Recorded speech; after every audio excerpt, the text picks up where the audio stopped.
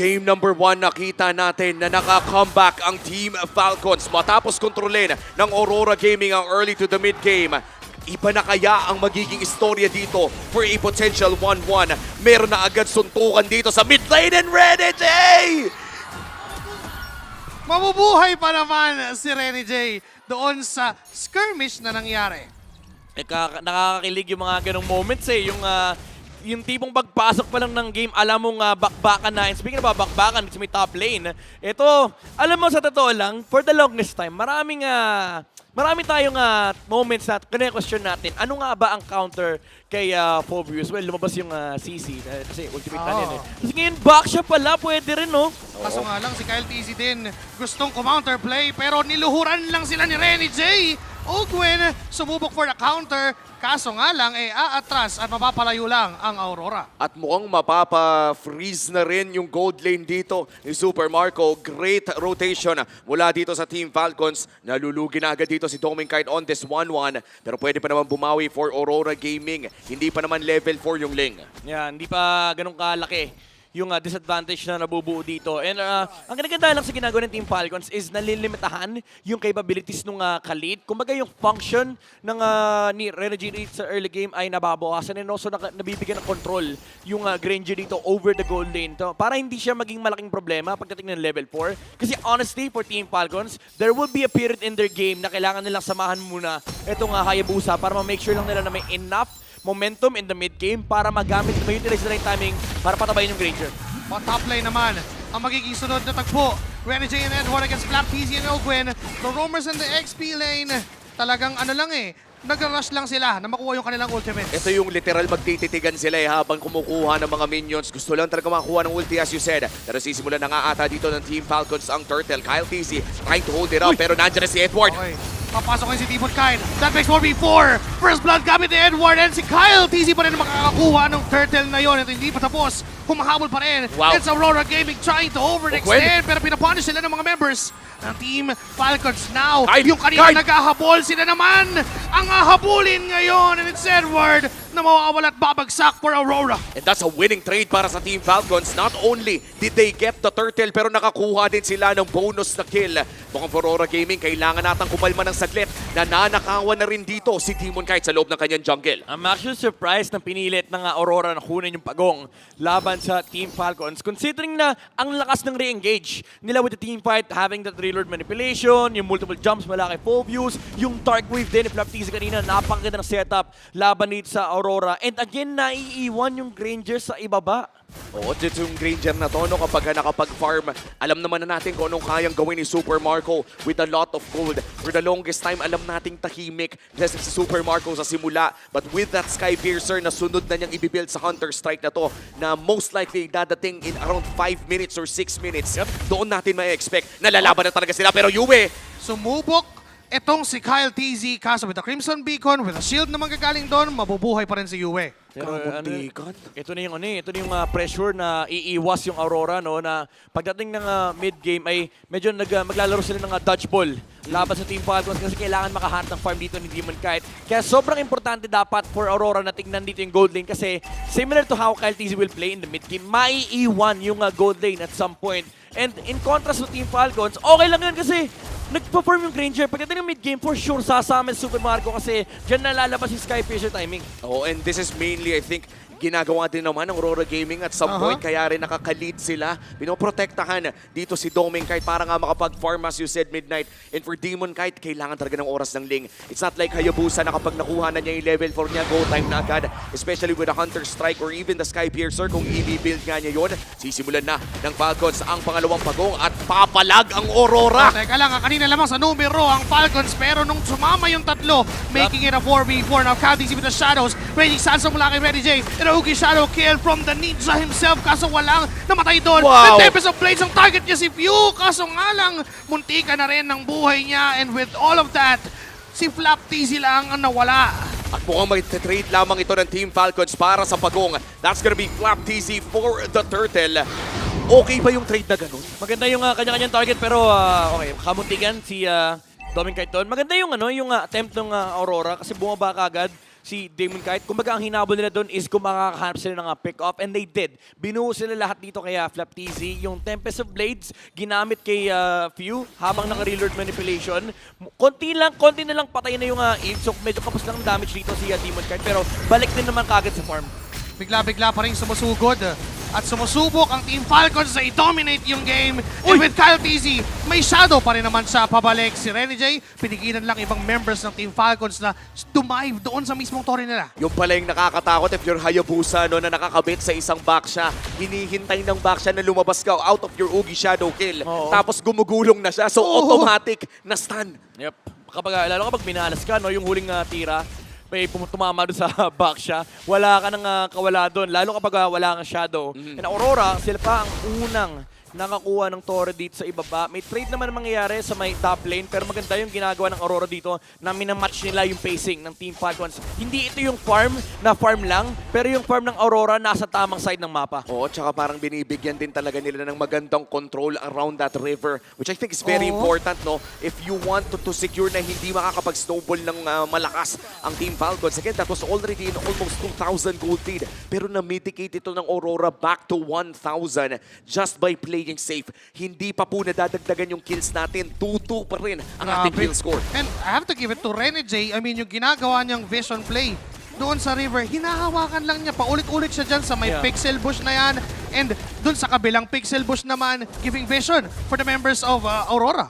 And nagmumukhang mabagal yung laro ng Team Falcons, not because of the way they're just playing, pero since wala kasi sila makita sa mapa. Uy! Teka lang, Kunsil. Teka lang, nandito yung mga members ng Aurora. Handa pa na sila gumulong si Edward. And the Tempest of Blaze ay naggamit na puwersa. Pati naman yung Ugi Shadow Kill. Pero may real manipulation dito kayo sa loob mismo ng parisukat. Kaso si Rene J ay napadasalan, napaluhod. Pero si Kyle TZ ay nakita ni Yue at hindi niya makikita at maaabot si Demon Kite. Oh, 2-for-1 trade lamang ang nakita natin doon. Si Edward lamang ang bumagsak for Aurora Gaming, and that further cuts the lead for Team Falcons. 300 na lang Midnight.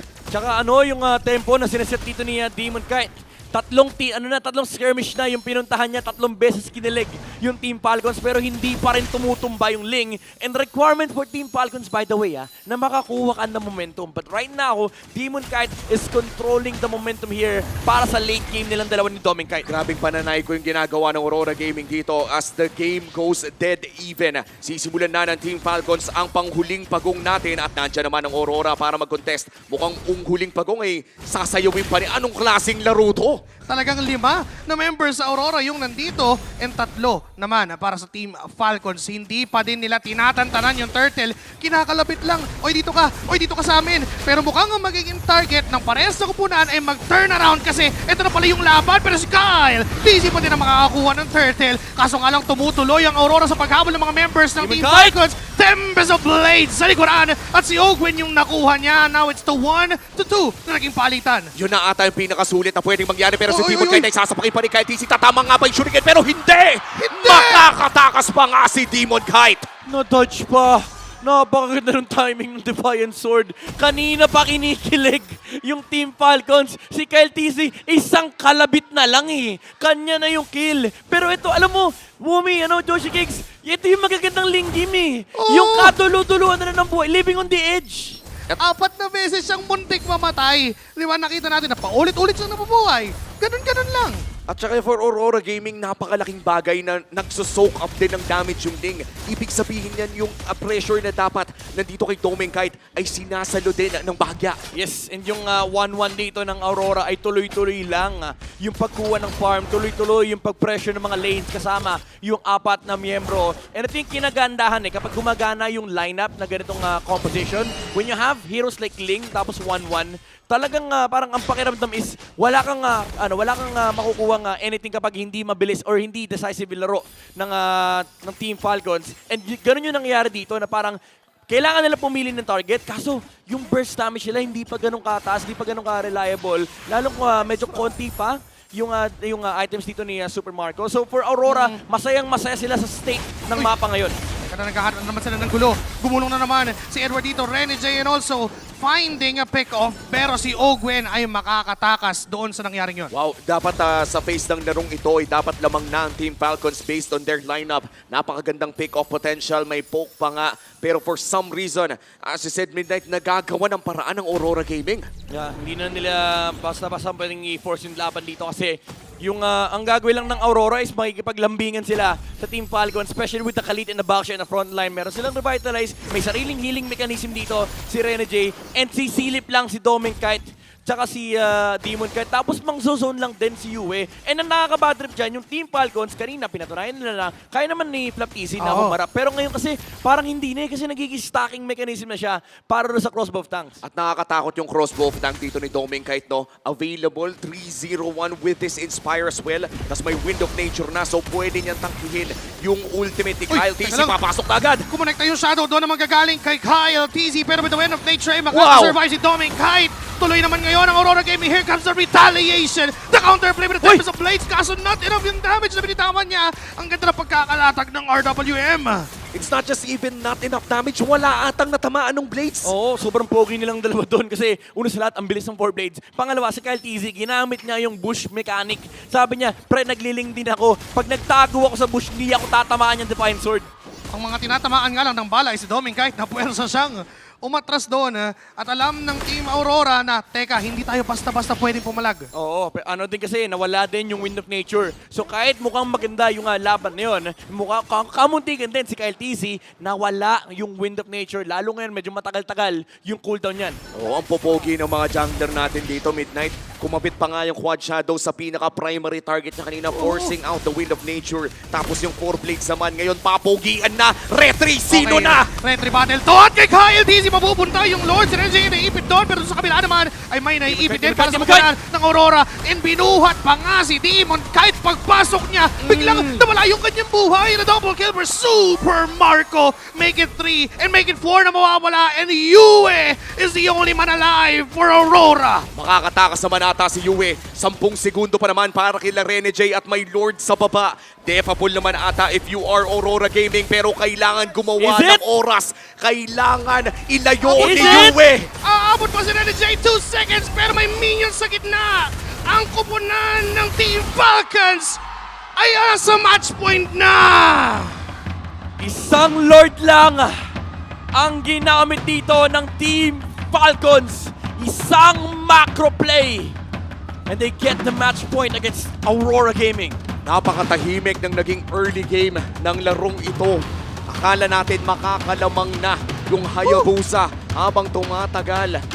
And at some point, bigla na rin lang bumalik halindog para sa Team Falcons yung larong ito. And given with this match point, ibang klaseng momentum na yan. Sa ngayon, higimayin natin kung ano nga ba nangyari sa Game 2 kasama ang ating mga panelists. For me, himay na yung game na yun, Chantel. What more can you ask for? Athena and Chantel nga pala yung linya makakasama para i-explain na. Yun na lang, explain na yung game number 2 na yun. Very fast game for Team Falcons. Oo, tsaka dito yung Team Falcons, parang slowly but surely naging tempo for that game. Inalam lang muna nila kung ano yung pinaka-strength ng kanilang kalaban.